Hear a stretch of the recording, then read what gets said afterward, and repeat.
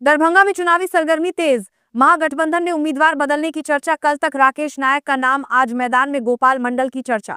बिहार विधानसभा चुनाव को लेकर अब दरभंगा शहरी विधानसभा क्षेत्र में राजनीतिक हलचल तेज हो गई है।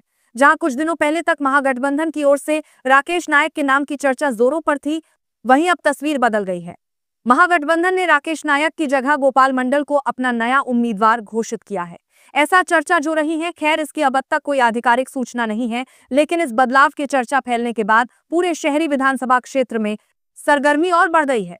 वहीं एनडीए की ओर से मौजूदा विधायक संजय सरावगी मैदान में हैं और जनसंपर्क अभियान को तेज कर चुके हैं।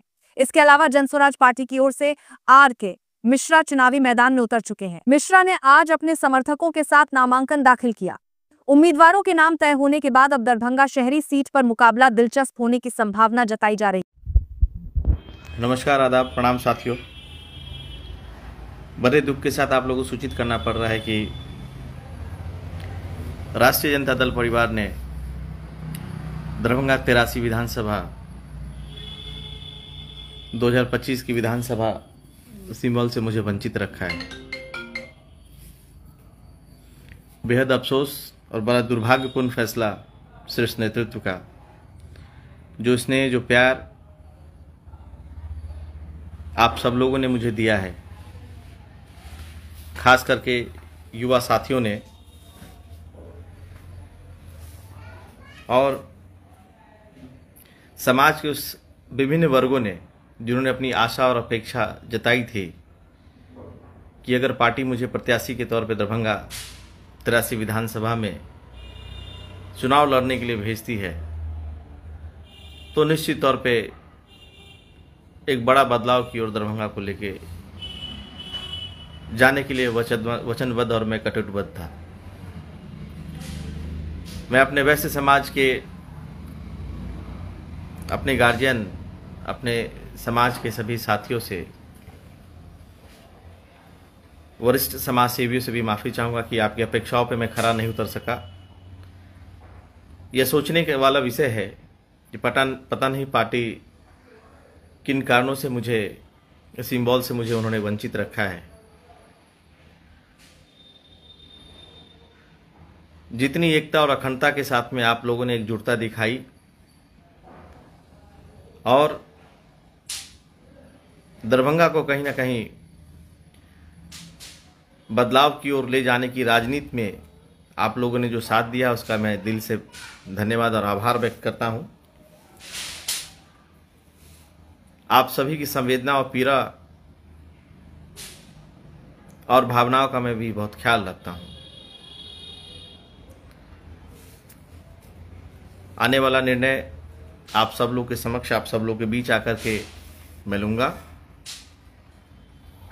कल अपने आवास पर दिन के 11 बजे एक बैठक है, आप सभी उसमें सादर आमंत्रित हैं। आइए और अपनी बात को बेबाकी से रखिए। और सबसे मूल विषय है कि पार्टी ने किन विषय को लेकर के मुझे सिंबल से वंचित रखा।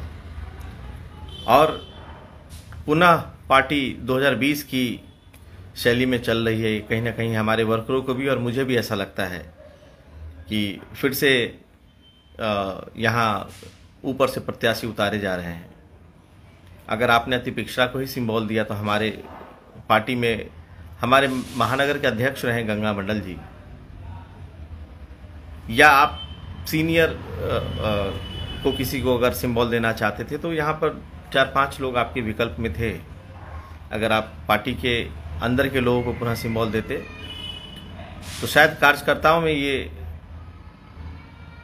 उदासी का जो माहौल है, कहीं ना कहीं जो आवेश है वो नहीं रहता। खैर, आपका निर्णय है, आप बेहतर समझते हैं, आप हमसे बड़ी राजनीति को देखते हैं, आप हमसे बड़ी राजनीति को करते हैं। तो कल एक बार सभी साथियों से आग्रह है, मेरे आवास पे 11 बजे एकत्रित हों और अपनी बातों को मजबूती से वहाँ रखें, फिर हम लोग आगे इस विषय पर निर्णय लेंगे। साथियों, जंजीर नहीं काटता पाँव तो, जंजीर नहीं काटता पाँव तो लंगड़ा कर चलो, मगर आज़ादी से चलो। तो आपने जो अभिव्यक्ति, जो ताकत, जो सहानुभूति मेरे साथ दिखाई है, वही मेरा ताकत है, वही मेरा बल है। और समाज में समाज सेवी के रूप में सदैव यह भाई आपके बीच में खड़ा रहेगा। समाज के उन सारे विषय को लेकर के आपके बीच में तटस्थ कटिबद्ध खड़ा मिलेगा और निश्चित तौर पे आने वाला समय हम लोग कुछ बेहतर करेंगे। धन्यवाद साथियों।